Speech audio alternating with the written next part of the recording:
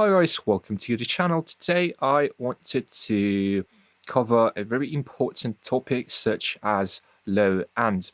And in electronic dance music, making a good sounding kick and bass is so important, it's crucial.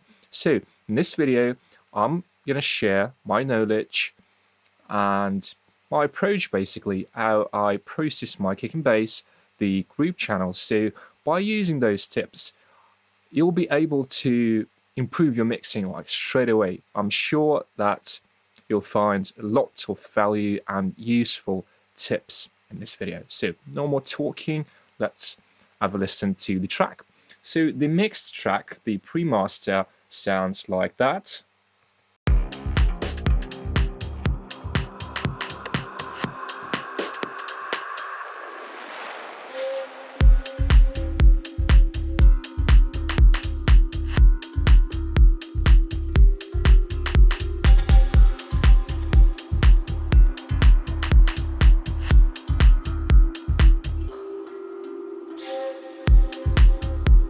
Yeah, I think that sounds pretty good. I've made two pre-masters, one with more kick, it's the one we are listening right now, and the second one I've reduced the volume by 6 dB, so just to check out which version sounds better when I'll be mastering it. So in some cases, if you have too much kick and too much bass, you'll lose your kick and bass basically when you'll be mastering, because if you want your track to sound loud, you need to cut your bass. Let's listen to the kick and bass before the processing. So I'm going to turn off everything I have. So this is how the kick and bass sound without processing, so completely raw.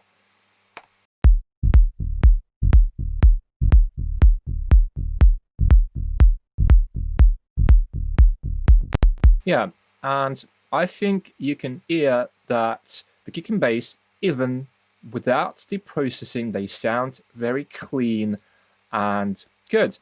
And the reason for that, so I'm going to give you an advice. The reason for that is I'm using a very good kick, and there are two ways of using a kick when making a track. So the number one, and in my opinion is the best one, is to make your own kick using some plugins. So in my case, I'm using the plugin called Kick 2, and it's very flexible. You can change the shape of your kick. So in here, you can also change the pitch, which is good. You can shape the kick like how you want, and that's why I really like using this plugin. And also, what I always do, I find a nice kick with a nice click. So basically, I'm just looking for a click, and you could just, for example, just drag and drop the kick. And what I've done here is that I've used a kick with the high pass filter. So without the click,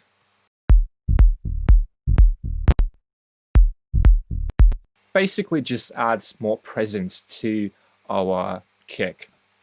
And it's up to you if you'd like to use a click, or maybe you just like the subby kicks. So yeah.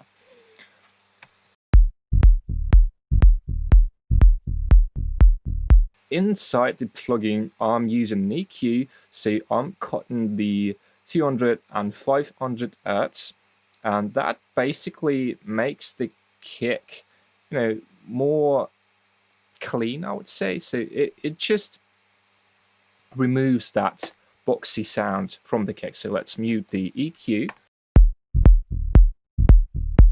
It sounds awful. And with the EQ, very nice. So the next step is EQing your kick and bass. I've done a video about EQing your kick and bass, and if you haven't checked that, go and do that. I've cut the 100 hertz just to give a little bit more space to the bass. So these are some basic things. I'm sure you'll figure this out. So on the bass, I've cut the higher frequencies up to 300. I've also made a cut in 200, yeah, as I mentioned, just to give a little bit more space to our kick.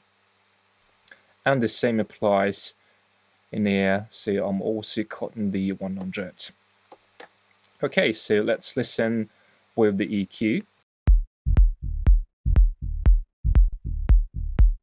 Okay, so the next step I'm using on my kick is a saturation. So I'm usually using 2 saturators. So this is the first one, and let's have a look. Basically, what it does, it reduces the peak, and in some way it works as a compressor when we apply the saturator to our kick or the bass. As you see, the dynamic range reduces when I'm using the saturator, and I'm using the second saturator.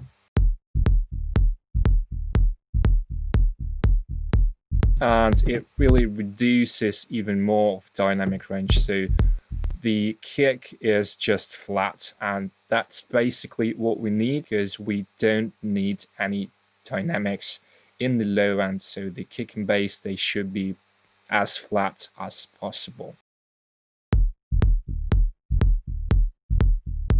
I think we could increase the volume. Yeah, sounds pretty good. And let's do the same thing for the bass. So I'm using the same saturator just to reduce the dynamics again. And now is the most interesting part. What do you guys think is the key when making a tight and punchy low end? Yeah, of course, the number one thing is getting right kick and bass. And if they sound good before the processing, when you apply your processing, it's going to sound very, very good. And that's what we need. I'm using a compressor to catch the peaks.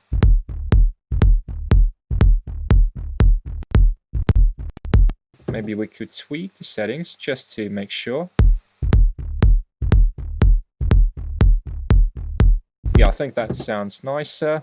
And the next step is the second compressor. So I'm using 2 compressors, so it's a tip for you guys.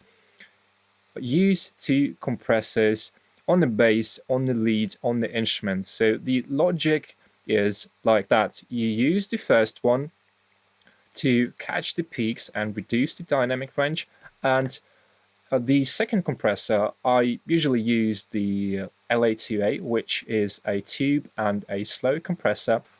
So I'm using this compressor as a limiter to control the dynamics even better.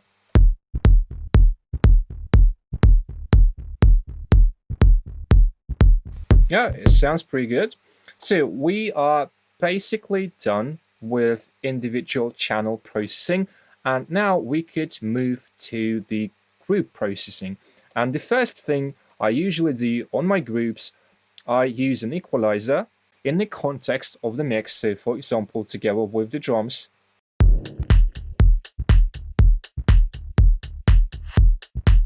it just basically gives more space for the drums and for the instruments. So have a listen how it sounds when I bypass the EQ.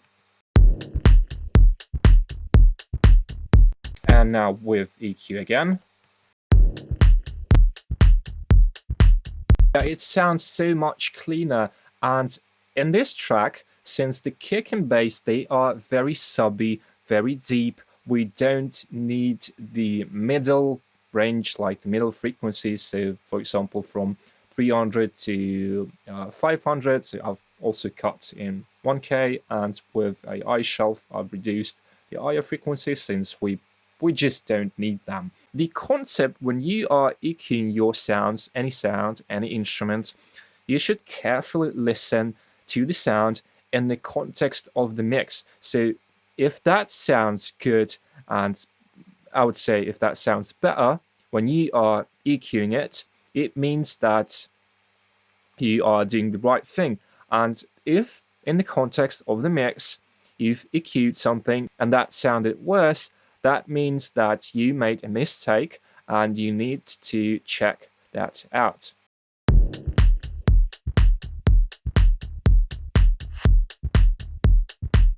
So I'm using the same saturator. You could use that on the groups if you'd like. So in this case, I'm doing that just to control the dynamics, as I mentioned. After that, I'm using the tape emulation with 7.5 IPS, which makes the kick and bass sound, very soft, since the tape, it just eats the transients, and in general it makes your sound much softer. So that's why I'm using it on the boss channel.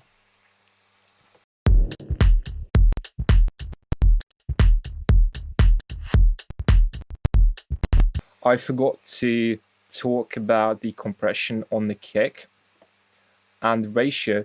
So guys, you should use higher ratio. So for example, I'm using a ratio of 8:1, and I've had this problem when my tracks, they just didn't sound as glued together. The reason for that was that I wasn't using enough of compression. Just try and see, guys, if the instrument or any sound sounds better when you compress that. You could try and use higher ratios. It's not a problem, because in electronic dance music we really want that pumping effect. That effect is achieved through the compression. So the ratio, the time, and the amount of decibels you actually reduce. The gain reduction is -10, and it's a lot, but it really gives you that pumping effect. My general advice, guys, is to don't be afraid to compress a lot. Just make sure that it sounds good, because in some cases less dynamic range might be better. And the last step is just boosting some frequencies. So I'm cutting the 300 and boosting the 200. So basically the 300 is that boxy sound, and I'm also boosting that nice low punch, which is usually around 60 Hz for the kick. Let's have a listen with the compressor on the group. For the settings, I'm using the ratio of 10:1, and that is the key, guys. So higher ratios sound good when applied to kick and bass. And the release I'm using in auto, and the attack is so low because I want to, squash the kick. And when we squash the kick, it basically becomes more flat together with the bass. So let's have a listen. Yeah, so as you can hear, we get that nice and punchy low end. So yeah, I think that was all for today. That was all I wanted to share with you guys. And if you found some useful tips and value in this video, please leave a comment, maybe share the video, send it to a friend, your producer friend, because that will help the channel to grow. And as always, thanks for watching, and I'll see you in the next one.